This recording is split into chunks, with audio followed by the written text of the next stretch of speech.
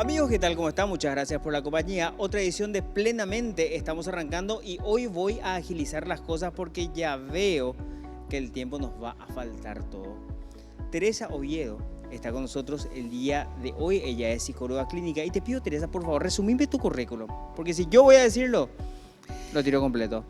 Gracias, Matías. Gracias por la invitación. Bueno, soy Teresa Oviedo, una psicóloga especialista en niños y adolescentes, apasionada por todo lo que es el cerebro humano y la educación.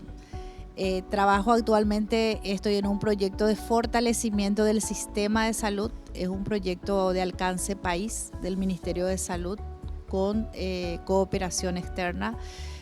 También tengo más de 20 años de trabajo asesorando al Ministerio de Educación y Ciencias y algunas experiencias también en consultorías internacionales. Asesoré 2 programas educativos para Perú por el Banco Interamericano de Desarrollo y también otro para Venezuela, justamente post pandemia.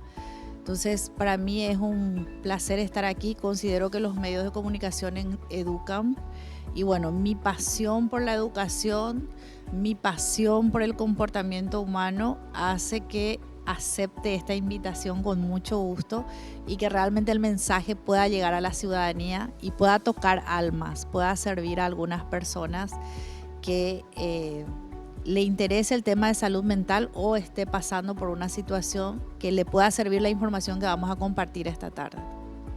Llegando completamente ya a mi corazón porque compartimos la misma pasión que es justamente hablar acerca de estos temas y efectivamente ojalá le llegue a una persona. No digo que cambiemos la vida de todo el mundo, pero Sí, con que pero le que llegue a toque. una persona va a ser suficiente, seguramente.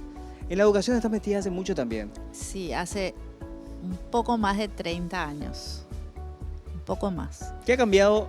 Vamos a hablar de Paraguay. Sí. ¿Qué ha cambiado la educación del país con respecto a esto? Bueno, en educación, al hablar de ser humano, el concepto, la visibilidad del niño, todo lo que es el ser humano adulto depende de lo que fue su niñez. Por eso que es muy importante que ese niño paraguayo sea visible a los ojos del adulto, porque nosotros tenemos una educación muy adultocéntrica, en donde el adulto es el que tiene la razón. Y muchas veces necesitamos escuchar a los niños, que los niños tengan voz para el adulto, para los padres o los adultos mediadores, ¿verdad? Que puede ser tío, abuelo. Nuestra cultura hizo que ese niño no hable o tenga miedo para hablar. Nosotros hoy necesitamos generar entornos seguros para que ese niño pueda expresar sus emociones y el día de mañana sea un adulto sano, pueda desarrollarse plenamente, pueda tener bienestar, ese niño sea escuchado, ese adolescente sea escuchado. O sea, lo que hoy soy yo, lo que hoy sos vos, depende mucho de lo que fue tu niñez.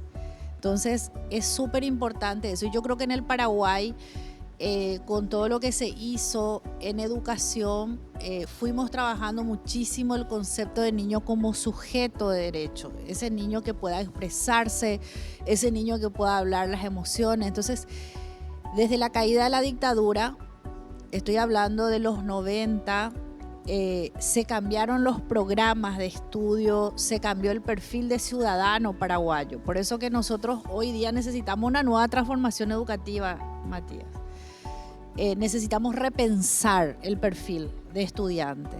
Entonces, cuando se repensó después de la dictadura el perfil de estudiante, se repensó en un niño sujeto de derecho, en un estudiante capaz de expresar sus emociones, un estudiante que pueda participar en los espacios, en los diferentes espacios, en su casa, en la escuela, pueda ser escuchado.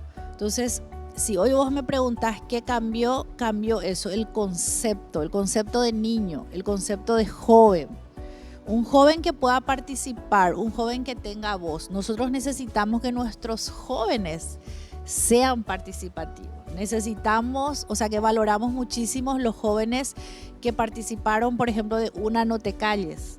Y hoy necesitamos nuevamente la voz de los jóvenes, necesitamos jóvenes críticos. Hoy día tenemos paraguayos que fueron elegidos en las mejores universidades del mundo. Tenemos como 7 chicos que van a ir y que es noticia. Uno de ellos es Fabricio Peralta, que es el joven de la Chacarita.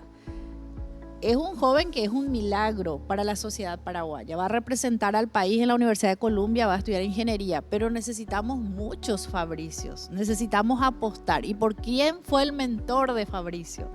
En una reunión que yo tuve con él le preguntaba: Fabricio, ¿quién fue tu mentor? Y me dice: mi mamá. Entonces, cada uno, yo tuve un mentor, en mi caso también fue mi mamá, esa persona que apuesta por vos. En tu caso habrás tenido un mentor. Siempre tenemos mentores que pueden ser tías, tíos, abuelos, vecinos, padrinos, una persona que te marca, una persona que te inspira. Y necesitamos realmente que los niños estén más visibilizados. ¿En qué sentido? Para que nosotros podamos potenciarle a ese niño. ¿Por qué tenemos estos chicos brillantes? Que fueron potenciados, alguien confió en ellos. Entonces nosotros necesitamos eso, seguir cambiando, seguir evolucionando y hacerlo más visible. Entonces ahí es donde nosotros estamos hablando del desarrollo integral de los jóvenes. Ese desarrollo pleno implica mucho, depende mucho, Matías, de las oportunidades de la vida. Entonces, y ahí está detrás de cada niño un adulto. Ese adulto puede ser, como decía, la mamá, el papá o el profesor o algún miembro de la familia.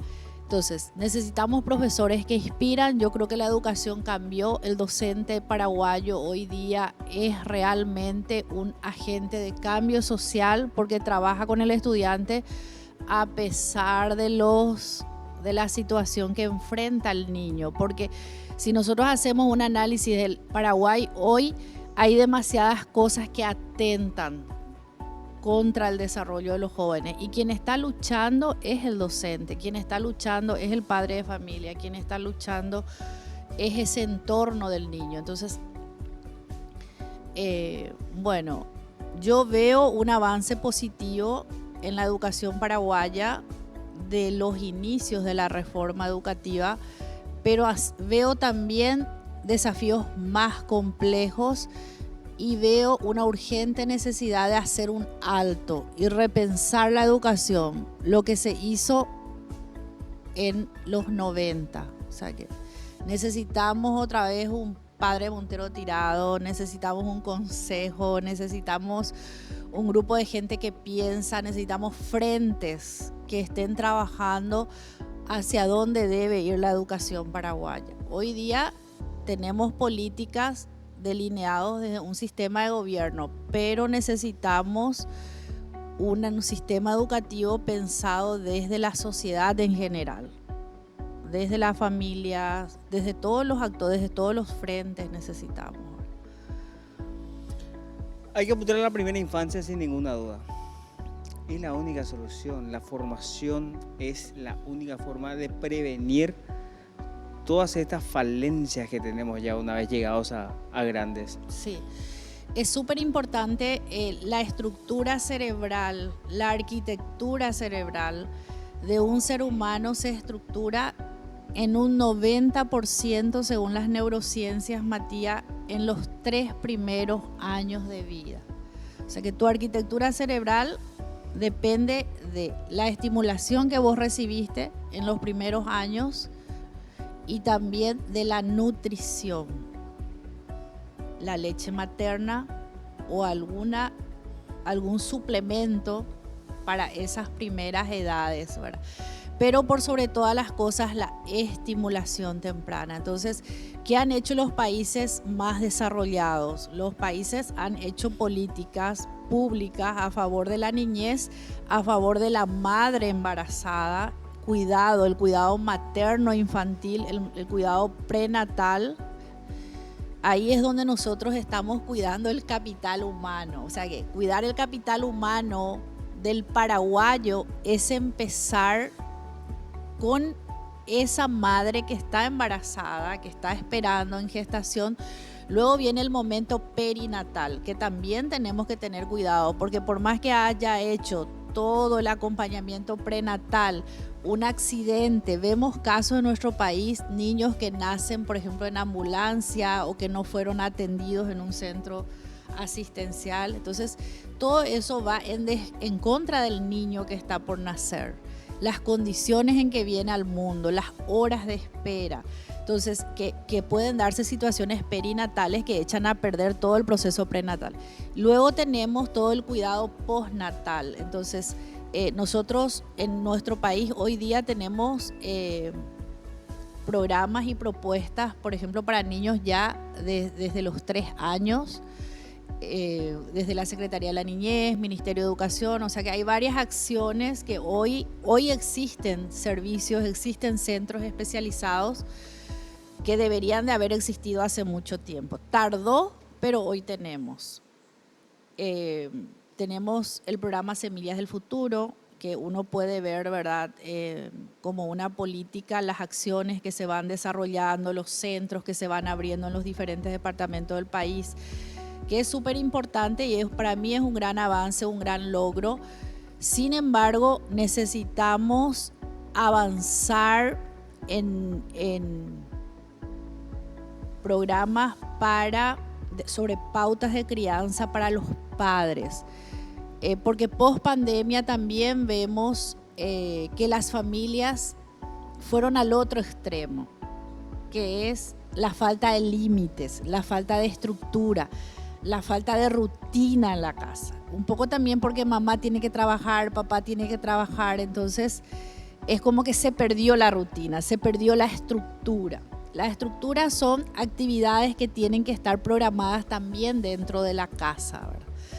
Entonces, y necesitamos también que los padres tengan ese espacio para escuchar al niño, ese espacio para compartir, ese espacio de día de familia en donde tengamos, por ejemplo, un viernes en vez de comprar o pedir un delivery, hacemos la pizza en casa, hacemos la hamburguesa, amasamos preparamos la carne, amasamos la masa para la pizza o decoramos la pizza, pero todos juntos y hablamos entre nosotros. Entonces, ese es el espacio que se perdió ese espacio de compartir en familia.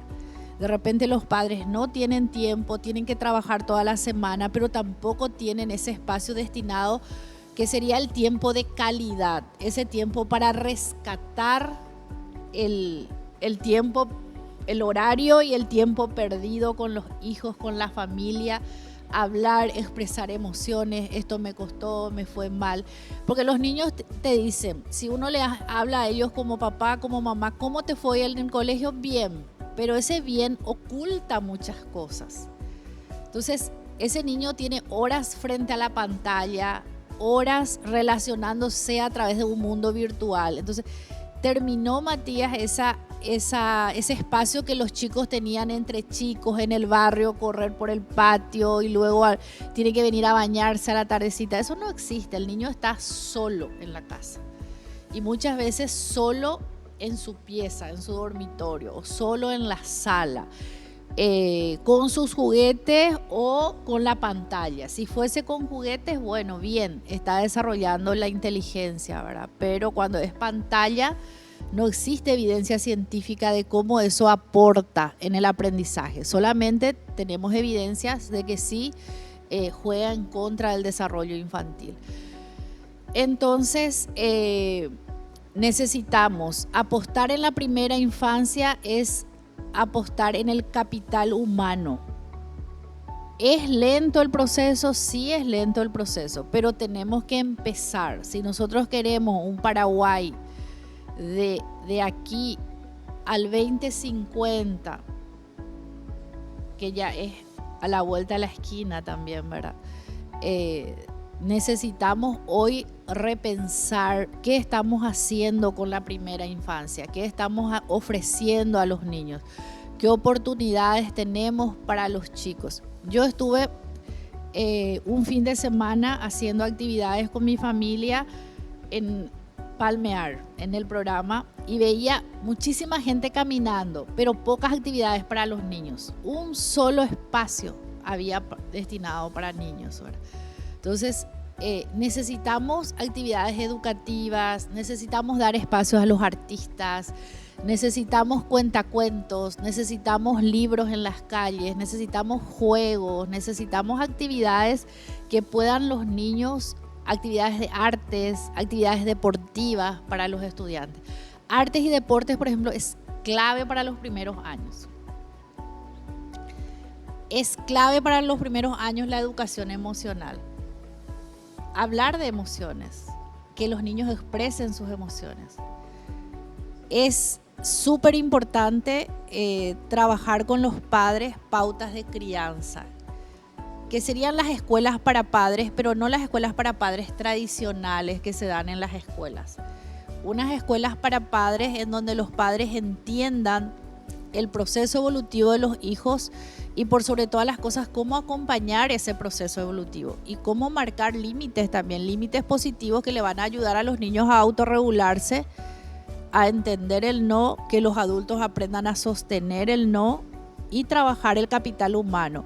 Trabajar por sobre todas las cosas el control de ira, trabajar los berrinches, porque todo eso es lo que luego vemos en los adultos. La frustración. La frustración y un adulto, vemos casos de feminicidio, pero ¿cuál es la historia de esa persona?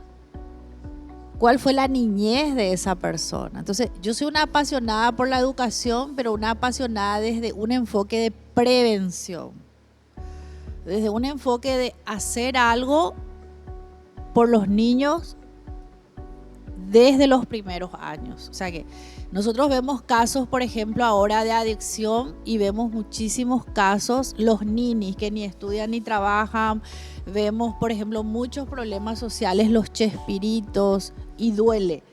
Como paraguayo duele, pero la prevención, te llega un niño en consultorio de 13 años con 3 años de consumo de vape o de 3 años de consumo de marihuana. Entonces, prevención de adicciones es de 9 a 12 años, acciones de 9 a 12 y en lo posible en la primera infancia, ya trabajar lo que es educación emocional para que ellos puedan realmente trabajar lo que es tolerancia a la frustración, porque los niños tienen cero tolerancia, ellos quieren ahora, el aquí y ahora, quiero ahora, y los padres corren.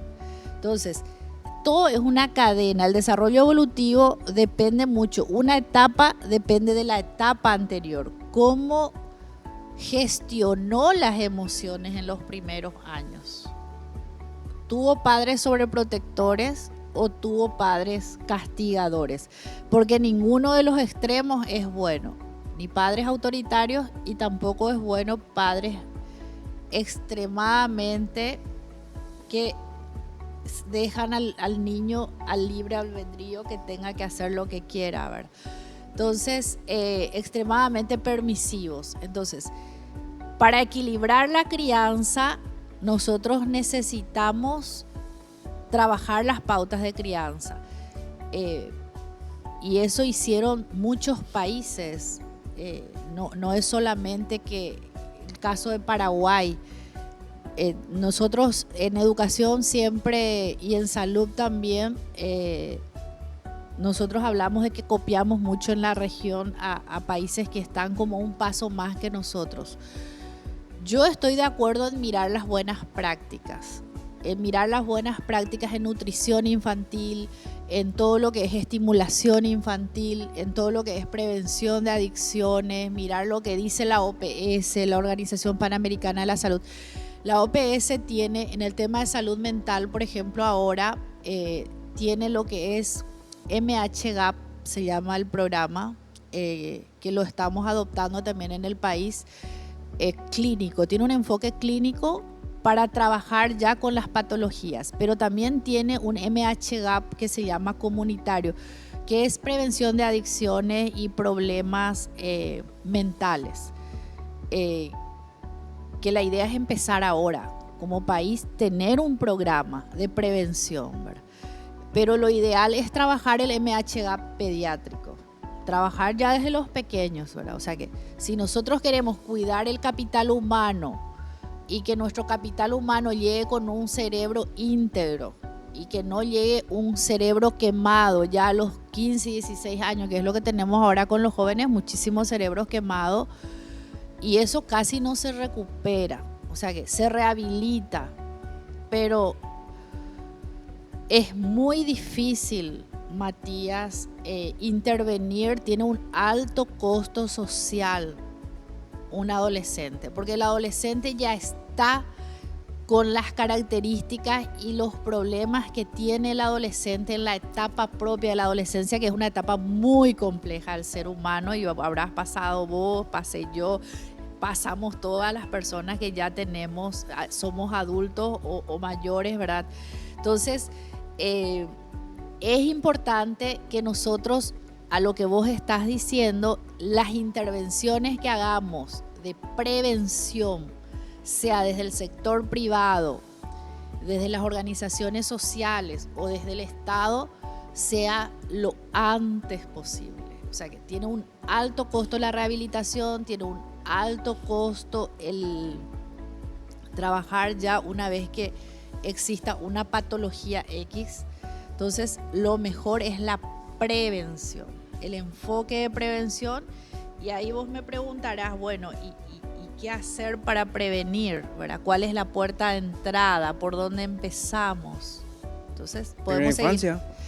Primera infancia es desde la etapa evolutiva, y desde las instituciones públicas nosotros lo importante es que todas las estrategias que tenga salud se pueda trabajar desde las escuelas, desde los primeros años, ¿verdad? Desde las escuelas. Y a nivel del sistema de salud es el primer nivel de atención en donde se tiene que detectar, y está en los barrios, son los que se llaman unidades de salud de la familia. En educación tenemos escuelas, que es lo que está en el barrio, y al acceso de las familias, y esa mamá va y viene a la escuela.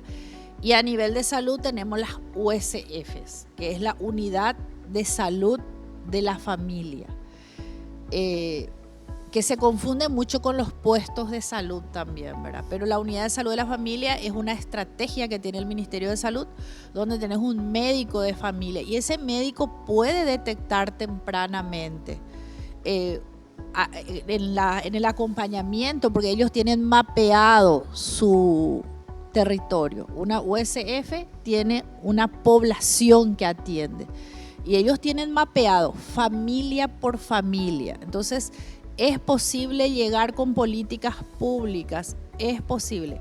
Las escuelas tienen sus estudiantes, y tienen también, cada estudiante, ellos tienen la relación con las familias. Entonces, todas las acciones que hagamos de prevención tienen que tener ese enfoque territorial y comunitario. ¿Ya está? Sí. Es un gran desafío. Me encanta cómo enfocas todas las cosas. Sí, porque es educación, sí, está ligado a la educación. Absolutamente. A ver, Schopenhauer creo que decía que la creación de nuevas generaciones dependerá a su vez de otras generaciones, que se marca perfectamente en lo que vos estás diciendo. O sea, nosotros somos también, de hecho, hijos de otras generaciones que han marcado de cierta forma, que han delimitado nuestro modo de ver el mundo. Sí. Y nosotros lo que tenemos que hacer es no copiar lo que están haciendo los países de primer mundo, copiar lo que hicieron en su momento para convertirse en países de primer mundo al día de hoy. Hay planes, por ejemplo, en la región que son sumamente positivos y que podríamos nosotros tomar lo mejor de ellos y replicarlos acá. Lo que hace Chile, por ejemplo, que tiene algo que apunta perfectamente a chicos desde su nacimiento hasta los 9 años de edad. La edad idónea justamente para marcar los cimientos de lo que va a ser posteriormente un adulto para la sociedad. Sí. Y por sobre todas las cosas, que sean sostenibles, porque ese es el desafío que nosotros tenemos también como país. Si bien se implementan acciones que pueden ser muy innovadoras, muy buenas para nuestra sociedad, no se sostienen. No se sostienen porque por los cambios que se dan en la conducción de los ministerios, ¿verdad?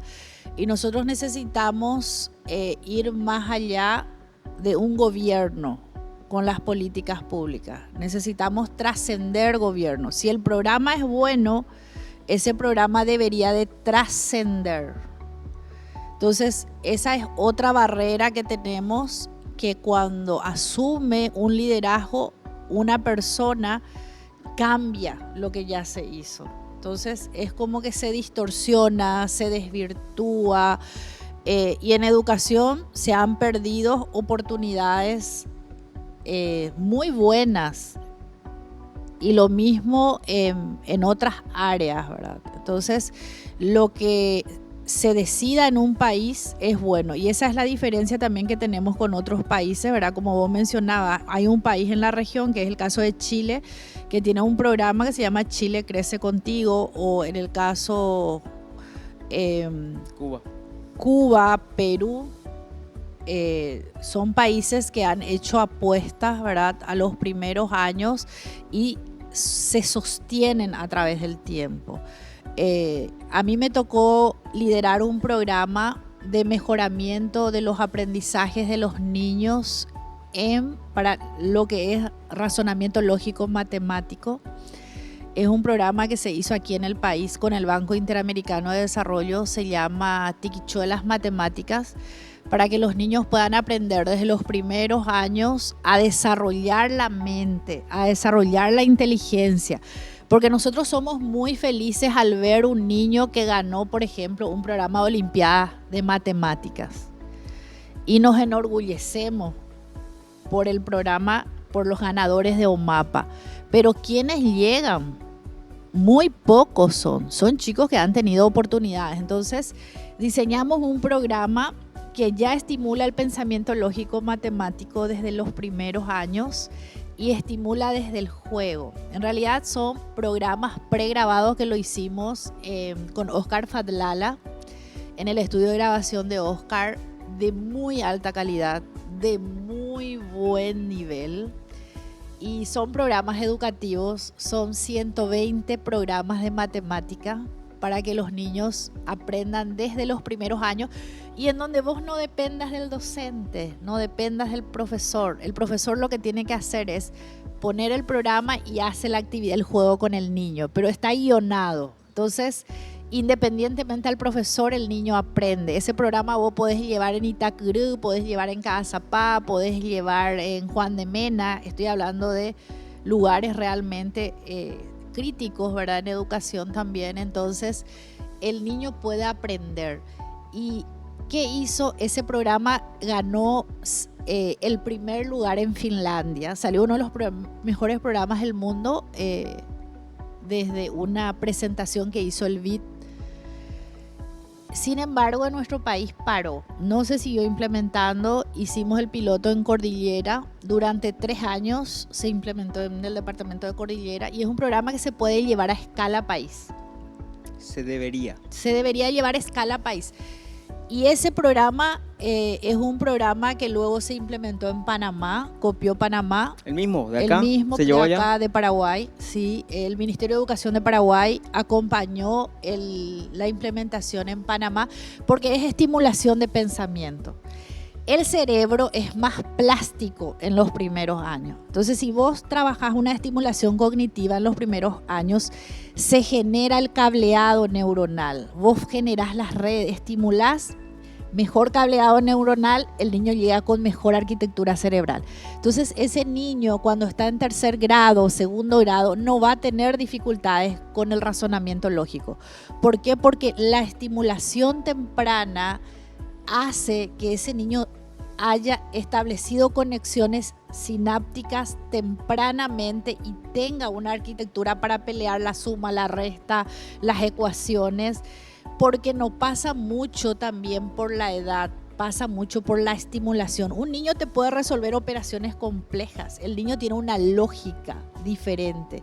Es impresionante la maleabilidad cognitiva en un niño en los primeros años y todo el potencial que tiene el cerebro que nosotros desaprovechamos. Entonces, al desaprovechar ese cerebro infantil, llega con cierta rigidez ese cerebro al a los 10, a los 12 años, donde nosotros queremos obrar milagros, pero tiene que ser mucho antes. Leerles cuentos. El programa está pensado justamente mediante actividades que les hace pensar a los niños, pero que al mismo tiempo se plantea de manera lúdica, porque se trabaja también a través de personajes infantiles. Esos personajes son los que entran en interacción con los niños, juegan con los niños. Entonces, está guionado de manera lógica para que llegue a un auditorio infantil. Porque muchas veces también le cuesta mucho a los maestros plantear situaciones divertidas. ¿Por qué? Porque tenés que pensar, necesitas tiempo para planificar, necesitas tiempo para crear, y ese tiempo no tienen los educadores, porque tienen también su familia. Entonces, programas como estos, que han sido probados, que han sido diseñados por expertos, que han sido guionados por artistas, tenés guionistas, tenés pedagogos, tenés psicólogos en un equipo, entonces, es tuyo, es del país. Entonces, son oportunidades perdidas. Para mí son oportunidades perdidas. Entonces, en esos guiones también metes educación emocional. En esos guiones también trabajas autoestima. ¿Por qué? Porque el niño pierde el miedo a pensar, pierde el miedo a razonar. Entonces, el personaje le dice, qué bien, lo lograste. Y para el niño lo lúdico es fácil, es interesante. Entonces, aprende sin darse cuenta. Entonces, son oportunidades perdidas. Menciono un ejemplo, Matías, ¿sí? De 20 que tenemos de programas. Así es. Es así mismo. Y mira, nosotros hemos perdido oportunidades y seguimos perdiendo porque el país ya invirtió mucho en pensadores. ¿Por qué? Porque desde el inicio de la reforma educativa y en todo el proceso de entre los 90, estoy hablando desde los 91 más o menos que inicia la reforma, a hoy 2026 se han invertido muchísimos recursos, hemos tenido muchísimos préstamos internacionales para mejorar la educación, y en esos procesos se han tenido los mejores expertos del mundo. Hace poco le tuvimos en el país a José Antonio Bravo, un experto en matemática español. Es el mejor, uno de los mejores que tenemos, que plantea así también desde lo lúdico. Entonces, ¿qué queda? ¿Dónde estamos hoy? ¿Cómo están nuestros niños? ¿Cómo están nuestros jóvenes? ¿Hay impacto? ¿Vemos resultados? ¿Se sostiene? ¿O estamos haciendo todo para la foto? O sea, que son preguntas profundas que tenemos que hacer. Y ahí está eso justamente que vos decías, que no se le da continuidad justamente a estos procesos que tanta falta hacen y que se cortan al momento de un cambio de gobierno. Conste que somos el país con menos alternancia política de la región, y aún con eso no podemos establecer esta continuidad que precisamente mucha falta nos hace. Tenemos que hacer una pausa cortita, y a la vuelta ya seguimos hablando acerca de esto. Mira que todavía no tocamos nuestro tema hoy, pero que hay tantas cosas de conversar acerca igual de esto. Sí. Esto tiene impacto en la salud mental. Absolutamente. Hacemos la pausa, no se vayan, ya venimos con más.